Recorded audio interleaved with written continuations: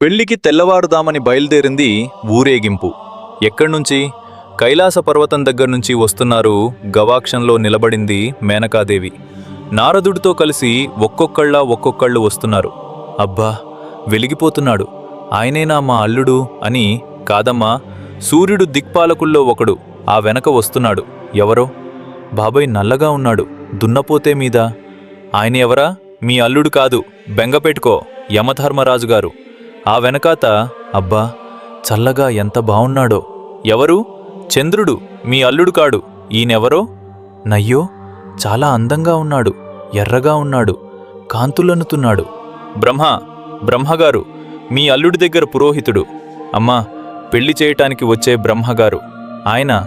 ఆయన మీ అల్లుడు కాదు. ఓ అలాగా. ఇతనెవరో? నీలమేఘశ్యాముడు, చాలా అందంగా ఉన్నాడు, శాంతాకారం, భుజకశైలం, పద్మనాభం, సురేశం. అమ్మా, ఆయనకి మీ అల్లుడికి భేదం చెప్పకూడదు, కానీ ప్రస్తుత మీ అల్లుడు కాడు. ఆయన వెళ్ళిపోయాడు. ప్రదోషవేళ అయిపోయింది, రాడు. వెళుతూనే ఉంది. ఊరేగింపు వస్తున్నారు మగపెళ్లివారు. అలా ఆఖరికి ఒక ఆయన వచ్చాడు. చుట్టూ భూత ప్రేత పిశాచాలు ఉన్నాయి, ప్రదగణాలు ఉన్నాయి. మధ్యలో దిగంబరంగా తాండవం చేస్తూ వస్తున్నాడు. అడగలేదు మేనకాదేవి. ఆయన మాడా అని నారదుడే చెప్పాడు.